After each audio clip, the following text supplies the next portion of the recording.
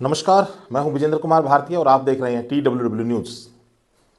आज हमारे साथ स्टूडियो में एक ऐसी शख्सियत मौजूद हैं जिन्होंने अपनी ज़िंदगी के 20 साल से भी ज़्यादा जो समय है वो दिव्यांग बच्चों के कल्याण के लिए, उनको ट्रेन करने के लिए, उनकी भलाई के लिए समर्पित किया है। हम उनसे जानेंगे कि उनका 20 साल का जो सफ़र है ये दिव्यांग बच्चों की सेवा में जो गुजरा है वो कैसा रहा, क्या क्या उनके सामने चैलेंजेस आई और उन्होंने इन चैलेंजेस को कैसे कैसे ओवरकम किया, कैसे कैसे उनको फेस किया और दिव्यांग बच्चों के लिए वर्तमान में वो क्या कर रहे हैं, कहाँ कर रहे हैं, क्या कार्य कर रहे हैं, कब उन्होंने हम इन सभी सवालों के जवाब उनसे जानेंगे। तो हमारे साथ हमारे स्टूडियो में मौजूद हैं बलराज सिंह, एक विशेष अध्यापक। हम जानते हैं बलराज सिंह जी से। बलराज सिंह जी, आपका बहुत बहुत स्वागत है हमारे स्टूडियो में। थैंक यू विजेंद्र जी। तो हम जानना चाहेंगे कि आपका ये जो 20 सालों का सफ़र आप का रहा है, आपने कब शुरू किया, कैसे शुरू किया और कैसे आप इस क्षेत्र में आए, विशेष शिक्षा और विकलांगता के क्षेत्र में। विजेंद्र जी, मैंने 2001 में इस फील्ड में DSC बच्चों की थी जी तब तक उस समय मेरे को भी पता नहीं था कि इन बच्चों के को भी स्पेशल एजुकेशन दी जा सकती है, इनको भी पढ़ाया जा सकता है या इनको आत्मनिर्भर बनाया जा सकता है। हमारे क्षेत्र में शायद ही मेरा अनुमान है 20 किलोमीटर के आसपास शायद कोई था और हमारे उधर गांव के आसपास तो शायद किसी को नॉलेज ही नहीं थी इस फील्ड के बारे में। तो हमने वहाँ जा करके देखा भाई इन बच्चों को किस तरह से हम सिखा सकते हैं, उनका प्रशिक्षण प्राप्त किया। भाई एक बच्चे को हो सकता है एक सिखाने के लिए 1 साल लग जाए। ये प्रशिक्षण कहाँ से प्राप्त किया आपने? ये सर हमने अर्पण इंस्टीट्यूट रोहतक है, वहाँ से हमने श्रीमान ढल जी के नेतृत्व में ओके ये प्रशिक्षण प्राप्त किया। उसके बाद विजेंद्र जी मैंने 2006 में एजुकेशन डिपार्टमेंट में एज ए विशेष अध्यापक के पद पर कार्य ग्रहण किया। हरियाणा सरकार में या भारत सरकार में? जी सर, समग्र शिक्षा। अच्छा, समग्र शिक्षा, यानी कि हरियाणा में आपने जी जी ज्वाइन किया। जिला क्षेत्र ओके, में बबेन ब्लॉक में मैंने ज्वाइन किया एक विशेष शिक्षक के रूप में। विशेष शिक्षक। तो विशेष शिक्षक के रूप में जो आप ने ज्वाइन किया और उसके बाद आप लगातार आज भी एक विशेष शिक्षक के रूप में कार्य कर रहे हैं, जी। तो आपने इस दौरान कितने बच्चों को रिहेबिलिटेट किया, कितने बच्चों को विशेष शिक्षा दी और उसमें क्या क्या आपने किया, विस्तार से हमें बताएं। सर जब जो है इंग्लिश एजुकेशन के ऊपर काम होता है तो दिव्यांग बच्चा है वो किसी भी प्रकार का दिव्यांग है, चाहे हियरिंग इम्पेयर्ड है, इंटेलेक्चुअल डिसेबल्ड है या विजुअल इम्पेयर्ड है या ऑर्थो है, वो सभी बच्चे या सामान्य बच्चे एक ही सामान्य क्लास में पढ़ते हैं। जी तो वहाँ इंग्लिश एजुकेशन में काम करना पड़ता है। जैसे बच्चे को स्कूल में लेके आने के लिए उसको किस चीज़ की रिक्वायरमेंट है, बच्चे को व्हील चेयर की आवश्यकता है या ट्राईसाइकिल की आवश्यकता है, क्रेचेज की आवश्यकता है, या बच्चे को लो विजन है तो उसके लिए लाल प्रिंट बुक उपलब्ध करवाना। तो ये सारे उपकरण कहाँ से उपलब्ध करवाते रहे हैं आप? समग्र शिक्षा के तहत। ओके, समग्र शिक्षा के तहत सरकार उपलब्ध करवाती रही है। समग्र शिक्षा के तहत हर साल चिकित्सा कैंप लगाए जाते हैं। ओके। उसमें जो भी बच्चे को जरूरत होती है जी उसके अनुसार डॉक्टर रिकमेंड करते हैं। तो समग्र शिक्षा उसका बजट उपलब्ध करवाती है और वो दे दिए जाते हैं बच्चों को। उसके साथ क्लासरूम अरेंजमेंट करवाना, मतलब स्पेशल एजुकेशन, इंग्लिश एजुकेशन में स्पेशल टीचर का रोल एक बच्चे के और सामान्य टीचर के बीच में एक पुल का काम करता है। ओके, उसको लेके आना, वो किस तरह से उसको नॉर्मल टीचर हैंडल करेगा, किस तरह से मतलब बच्चा क्लास में मतलब कहाँ बैठेगा। जैसे लो विजन का बच्चा है तो उसको ध्यान रखना भी, उसको इस तरह से बैठाया जाता है कि रोशनी उसको प्रॉपर मिल सके। हियरिंग इम्पेयर बच्चा है तो इस तरह से बैठे वो ताकि टीचर के लिप्स की ओर क्या बोल रहा है वो समझ सके, देख सके। मान लीजिए एक लोकोमोटर का बच्चा है, वो उसको सब बेंचों के बीच में से निकल के सबसे पीछे जाकर बैठे, इससे उसको फर्स्ट बेंच में बैठाया जाए ताकि उसको जो लोकोमोटर डिसेबिलिटी के बच्चे होते हैं उनको। ओके, इस तरह से एक कम्बिनेशन बना के जी उसमें रखना होता है। उसके बाद सर इंग्लिश एजुकेशन में हम काम कर रहे थे। फिर 2016 में मेरे दिमाग में एक बात आई, ये तो इंग्लिश एजुकेशन के ऊपर काम कर रहे हैं, क्यों ना हम स्पेशल एजुकेशन के ऊपर भी काम करें। तो ये जो स्पेशल एजुकेशन के लिए आपका काम करने का जो आइडिया है, तो उसमें आपने क्या अलग किया उससे? सर उसमें हमने एक संस्था की स्थापना की जिसका मैं संस्थापक दिव्यांग सेवा समिति। ओके, दिव्यांग सेवा कहाँ पे की है दिव्यांग सेवा समिति? गोहाना में। गोहाना में। तो सर गोहाना में हमने एक सन स्पेशल स्कूल का संचालन किया। ओके, जिसमें हम हर साल 50 से 60 बच्चों को स्पेशल एजुकेशन उपलब्ध कराते थे फ्री ऑफ कॉस्ट। उनका यातायात और उनकी एजुकेशन जो भी है वो फ्री, उसमें फिजियोथेरेपी, स्पीच थेरेपी, ये हर तरह से रिलेटेड हम बच्चे को ओके, करते रहे हैं।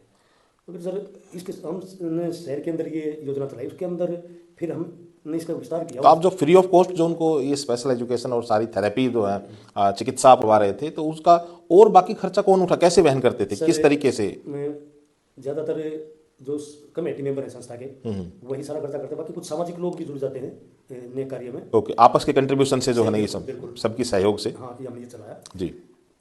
उसके साथ साथ सर ये हम शहर में चला रहे थे, हमने कमेटी डिसाइड किया भी इसको क्योंकि हम रूरल क्षेत्र में, ग्रामीण क्षेत्र में भी लेके जाए। ओके। उस क्षेत्र में, ग्रामीण क्षेत्र में इसके बारे में जागरूकता कम है, तो हमने फिर इसका विस्तार करते हुए आदर्श रिहेबिलिटेशन सेंटर बाहुड़ में शुरू कर दिया, जो कि ग्रामीण क्षेत्र में है। ओके। और वहाँ के 10-15 किलोमीटर के दायरे के बच्चे वहाँ लेके आते हैं। उनका हमने ये आदर्श स्पेशल नॉर्मल स्कूल है वहाँ बाहुड़ में, उनके सहयोग से ये कार्य शुरू किया। तो वहाँ पे क्या क्या एक्टिविटी आप करते हैं? हम बच्चों को हम लेके आते हैं, हम स्पेशल एजुकेटर उपलब्ध करवा के ओके। उनको स्पेशल एजुकेशन वहाँ दी जाती है, और हर तरह की जैसे फिजियोथेरेपी, स्पीच थेरेपी, सारी सेवाएं बच्चों को उपलब्ध करवा। जी जी, बहुत अच्छे। तो उसमें सारे सिर्फ रूरल एरिया के बच्चे आते हैं? हाँ, वहाँ पर रूरल एरिया के बच्चे। तो वहाँ भी फ्री ऑफ कॉस्ट एजुकेशन दे रहे हैं? हम वहाँ उनके आदर्श स्कूल का धन्यवाद करेंगे। उन्होंने हमारे को यातायात सुविधा उपलब्ध करवाई कि जो भी बच्चा यहाँ आएगा हम उसके यातायात का कुछ भी नहीं लेंगे। आदर्श स्कूल, ओके ओके, जी जी जी।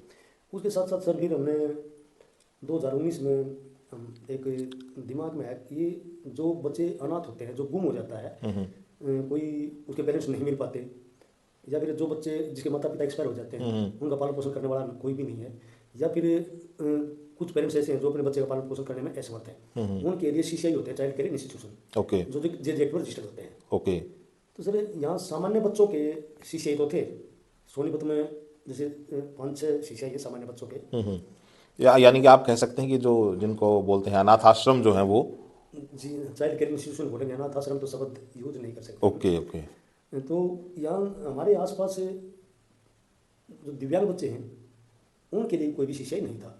आज भी हरियाणा में 3 से 4 चुनिंदा ही CCI हैं हरियाणा ओके, में। यानी कि आप कह सकते हैं कि जो बच्चे नॉन डिसेबल्ड हैं उनके लिए तो चाइल्ड केयर इंस्टीट्यूशन है, लेकिन जो बच्चे स्पेशल हैं, जो बच्चे दिव्यांग हैं, उनके लिए किसी तरह की भी चाइल्ड केयर इंस्टीट्यूशन की सुविधा नहीं है। ओके, बिल्कुल। आज भी हरियाणा में 2-4 ही होंगे ऐसे पूरे हरियाणा में, और जिनमें से एक संस्थान जो है वो अपना आपका सोनीपत में चाइल्ड केयर इंस्टीट्यूशन जो है वो आपका है। और ओके, दिव्यांग बच्चों का तो सोनीपत में मात्र एक ही है। अच्छा अच्छा। जैसे हमारे पास भिवानी में कोई बच्चा इस तरह का मिल जाता है, भिवानी के बच्चे हमारे पास आते हैं। भिवानी में नहीं है, रिवाड़ी है, रिवाड़ी के बच्चे हमारे पास आते हैं। तो आपके पास वो कौन से बच्चे आते हैं, कैसे आते हैं, कौन लेके आता है उनको? जैसे बच्चा मानसिक रूप से दिव्यांग है, रोड पे घूम रहा है या कहीं बैठा है इधर उधर, कोई भी आम आदमी उसको देख लेता है, कोई समझदार आदमी होता है, वो पुलिस को फोन करता है या चाइल्ड लाइन पे फोन करता है, चाइल्ड हेल्पलाइन पे। जी बिल्कुल। तो उनको बताया जाता है इस तरह से यहाँ ऐसा बच्चा शायद मानसिक रूप से दिव्यांग है या घूम रहा है, तो उसको चाइल्ड लाइन या पुलिस बच्चे को लेके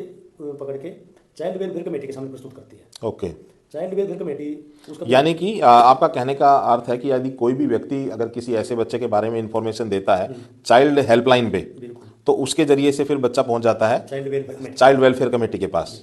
ठीक है, चाइल्ड वेलफेयर कमेटी उसका डॉक्टरी प्रशिक्षण करवा के ओके, और उसकी पुलिस रिपोर्ट वगैरह बाकायदा करवा के हमारी संस्था के नाम आदेश कर देती है भाई ये बच्चे को दिव्यांग सेवा समिति में भेज दिया जाए। ओके, दिव्यांग सेवा समिति क्या करती है सर, उस बच्चे का 24 घंटे के अंदर न्यूज़पेपर में जिला बाल संरक्षण अधिकारी के माध्यम से न्यूज़पेपर में निकलवाती है भाई इस तरह का बच्चा है। अगर बच्चा नाम बता रहा है तो बढ़िया है, नहीं बता रहा है तो उसका काल्पनिक नाम रख देते हैं, उसका फोटो वगैरह भाई बच्चा वहाँ मिला है, ये इतनी उसकी लगभग हाइट है, लगभग इतनी एज है, ये फोटो है। अगर कोई मिल जाता है तो अपने बच्चे को ले जा सकता है। सर ये 3 महीने तक बच्चे को मिसिंग माना जाता है।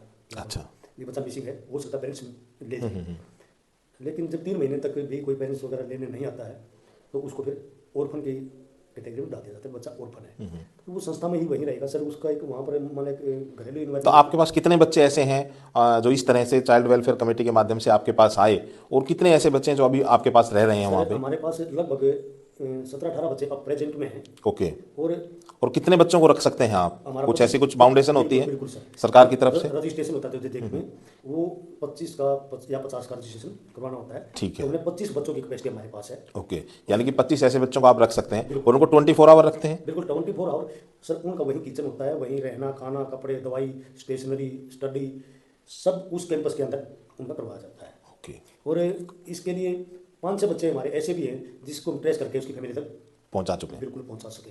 उसके बाद देखो तो बच्चा ऐसा भी है, फैमिली मिल भी गई तो उन्होंने समर्पण कर दिया भाई हम इसका पालन पोषण करने में समर्थ हैं।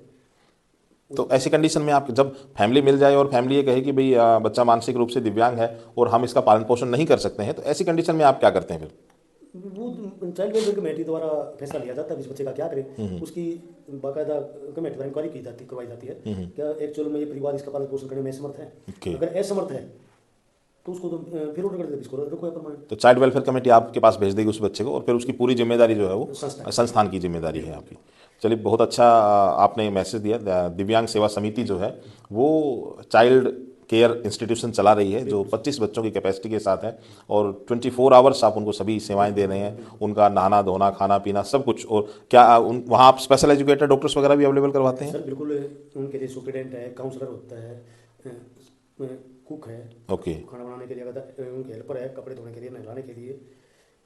इसमें बलराज जी मेरा एक अहम सवाल आपसे है कि आप छोटे बच्चों की बात करें, जब वो बच्चा एडल्ट हो जाएगा तो क्या कुछ उनको ऐसा कोई वोकेशनल ट्रेनिंग वगैरह भी आप देते हैं? वोकेशनल ट्रेनिंग दी जाती है, बट सर सीसीआई में क्या होता है, बच्चा जब 18 या 19 साल का हो जाता है तो उसको अडल्ट होम होते हैं, जैसे शीर्षा में है, तो बच्चे को वहाँ भेज दिया जाता है। ओके, तो यानी कि आप सिर्फ 18 साल तक उनको रख सकते हैं, उसके बाद में जब बच्चा बड़ा हो जाएगा तो फिर वो जाएगा एडल्ट होम में। जैसे मात्र शायद हरियाणा में शीर्षा में ही एडल्ट होम है, बिल्कुल, तो बच्चा चला जाता है।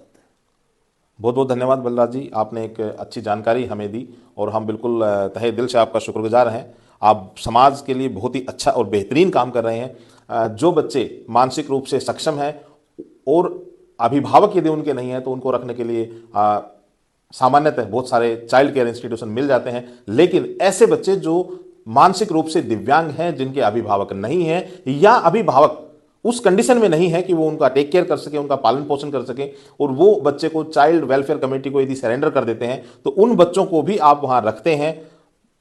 आप बेहद नेक काम कर रहे हैं, समाज के लिए बहुत ही बेहतरीन और बधाई का काम कर रहे हैं। और ये एक ऐसा कार्य है जहां आज के समय में सामान्य बच्चे को केयर करना बहुत ही एक टेढ़ी खीर है, और उस कंडीशन में उन मानसिक रूप से दिव्यांग बच्चों के साथ काम करना वो एक वास्तव में एक चैलेंजिंग काम है। बलराज जी, आप TWW न्यूज़ के माध्यम से समाज को क्या संदेश देना चाहते हैं? क्या कोई अपील करना चाहते हैं, संदेश देना चाहते हैं? विजेंद्र जी, मैं समाज से एक अपील करूंगा कि इस तरह का मानसिक दिव्यांग बच्चा कोई भी आपको सड़क किनारे इधर उधर कहीं भी लावारिस अवस्था में घूमता हुआ दिखाई दे तो वो तुरंत चाइल्ड लाइन के पास, पुलिस के पास या चाइल्ड वेलफेयर कमेटी के पास या हमारी संस्था के पर्सनल नंबर पे, जो कि नंबर है 7015007945, इसके ऊपर संपर्क कर सकता है और उस बच्चे को हमारी संस्था तक पहुंचाने की कोशिश जरूर करें ताकि बच्चा लावारिस अवस्था में इधर उधर ना घूमे। और साथ में ये भी अपील करना चाहूँगा, जो संस्था के साथ मिलकर इस तरह के कार्य में सहयोग करना चाहता है उनसे भी मैं अपील जरूर करना चाहूँगा कि ऐसे आदमी, सामाजिक आदमी जरूर आगे आए ताकि इन बच्चों के उत्थान के लिए और अच्छे से कार्य किया जा सके।